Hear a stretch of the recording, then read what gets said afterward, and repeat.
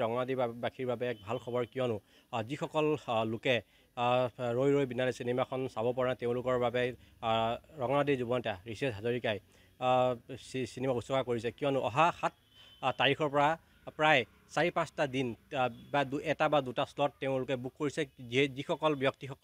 ব্যক্তিয়ে চাব পৰা নাই বা যিসকল বৃদ্ধাশ্ৰমত আছে বা যিসকল বৃদ্ধ বনিতাসকল আছে তেওঁলোকে চাব পৰা নাই তেওঁলোকৰ বাবে তেওঁ যি জুবিন গাৰ্গৰ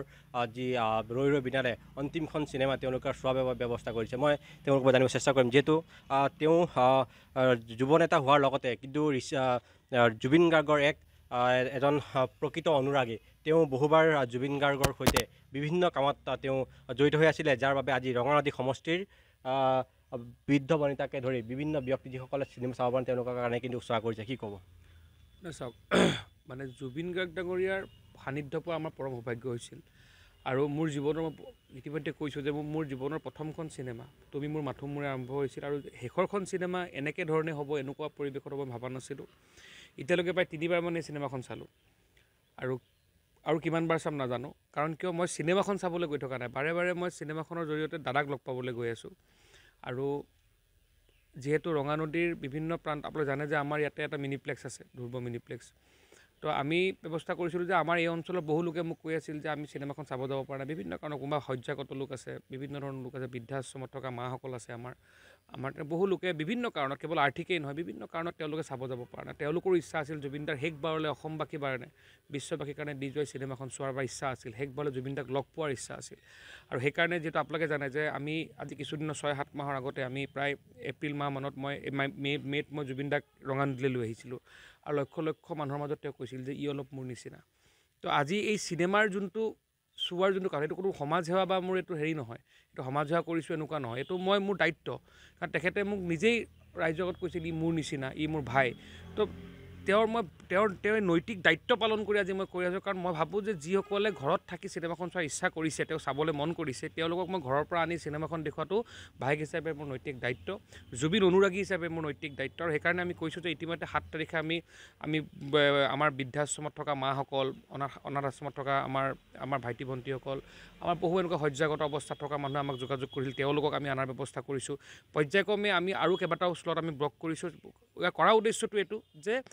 কোনো ব্যক্তিয়ে যিকোনো কাৰণতে নহওক কিয় আৰ্থিক হওক বা বিভিন্ন কাৰণত যাতে চিনেমাখন শেষবাৰলৈ জুবিন দাক লগ পোৱাৰ যি আশা এই লগ পোৱা আশা যাতে শেষ হৈ নাযায় আৰু আমি কৈছোঁৱেই যে আমাৰ ইচ্ছা আছিল জুবিন দাই মই কথা পাতিছোঁ যে ৰঙানদীত এটা মিনিপ্লেক্স আছিল আৰু এটা ডাঙৰ চিনেমা হল কৰাৰ সপোন আছিল আমাৰ এনেকুৱা বহু সপোন আমি ৰঙানদীৰ কাৰণে লৈছিলোঁ ৰাইজৰ কাৰণে লৈছিলোঁ সাংস্কৃতিক ক্ষেত্ৰৰ কাৰণে লৈছিলোঁ এতিয়া পৰ্যায়ক্ৰমে আমি সেইবোৰ কৰি যাম আপোনালোকে গম পাব খালি আমাৰ এটাই উদ্দেশ্য যে আহিবলগীয়া সময়ত জুবিন দাই নিজেই নিজক সংৰক্ষণ কৰি থৈ গৈছে আৰু মই আগতেও কৈছোঁ যে জুবিন দাক আমি বিদায় দিব নোৱাৰোঁ জুবিন দাক বিদায় হ'ব নোৱাৰে জুবিন দাক আমি কিছু সময়ৰ কাৰণে জিৰণি দিছোঁ কাৰণ তেওঁ মহান আত্মা আৰু এনেকুৱা ধৰণৰ আত্মা কেতিয়াও বিদায় হ'ব নোৱাৰে আমি যুৱ প্ৰজন্মই জুবিন দাক আহিবলগীয়া চিৰকালৰ কাৰণে সংৰক্ষণ কৰি ৰাখিম তেওঁৰ কৰ্মৰ জৰিয়তে নাহৰৰ জৰিয়তে তেওঁৰ জীৱ জন্তুৰ জৰিয়তে হয় মই আপোনাক জানিব চেষ্টা কৰিম যিহেতু এটা ভাল পদক্ষেপ বুলি ক'ব লাগিব নহয় কি ক'ব হয় আমি ধন্যবাদ জনাইছোঁ ৰঙানদীৰ যুৱ সমাজকৰ্মী আৰু জনহিতৈষী লোক যুৱক ঋষিৰাজ হাজৰিকা ডাঙৰীয়াই অহা 7 তাৰিখে আমাৰ দলুহাট বজাৰত থকা ৰঙানদী সমষ্টিৰ দলুহাট বজাৰত থকা ধ্ৰুৱ মিনি চিনেমা হলত তেখেতে শাৰীৰিকভাৱে বিশেষভাৱে সক্ষম আৰু বৃদ্ধাশ্ৰমত থকা ককা আইতাসকলক তেখেতে জুবিন গাৰ্গৰ ৰৈ ৰৈ বিনালে চিনেমাখন চাবৰ বাবে সুবিধা কৰি দিছে তাৰ বাবে বহুত বহুত ধন্যবাদ জ্ঞাপন কৰিছোঁ আৰু এটা কথা আমি আচৰিত হৈছোঁ যে আমাৰ যি চিনেমা চলিছিল আগত এখন চিনেমা 1.5 মাহ চলিছিল বিদুৰ ভাই আৰু এইখন চিনেমা 2 মাহ চলিব আৰু তেতিয়া 3টা শ্ব' আছিলে এতিয়া আমি 5টা শ্ব' দিয়া হৈছে প্ৰত্যেক চিনেমা হলতে 5টা শ্ব' আছে গতিকে ৰাতিপুৱা 7 বজাৰ পৰা ইয়াত লাইন পাতে আমাৰ ধ্ৰুৱ চিনেমা কমপ্লেক্সত গতিকে আমি খুব সুখী হৈছোঁ আৰু পৰ্যায়ক্ৰমে ঋষিৰাজ হাজৰিকা ডাঙৰীয়াই যিসকলে আহিবলৈ অসুবিধা তেখেতসকলে অহাৰ সুবিধাও কৰি দিব অকল 7 তাৰিখ বুলি নহয় যেতিয়ালৈকে চিনেমা চলি থাকিব তেতিয়ালৈকে তেখেতে কেইবাটাও দৰ্শনীৰ ৰাইজক দেখুৱাব যিসকলে ৰাইজে চাব বিচাৰে তেখেতে চোৱাৰ ব্যৱস্থা কৰি দিব বুলি কৈছে আমি তেখেতক বহুত ধন্যবাদ জ্ঞাপন কৰিছোঁ আৰু তেখেতৰ ৰাজনৈতিক জীৱন উজ্জ্বল ভৱিষ্যত কামনা কৰিছোঁ হয় এটা কথা উল্লেখ কৰিলোঁ যেতিয়া জুবিন গাৰ্গ ৰঙা নদী ৰঙালী মহোৎসৱ যেতিয়া আহিছিলে তেতিয়া এটা কথা কৈছিলে যে ঋষিৰাজ হাজৰিকাক কৈছিলে যে ই মোৰ নিচিনাই মোক কুকুৰ পোহে প্ৰকৃতিপ্ৰেমী বুলি কৈছিলে আৰু সেইখন সময়তে জুবিন অনুৰাগীসকলে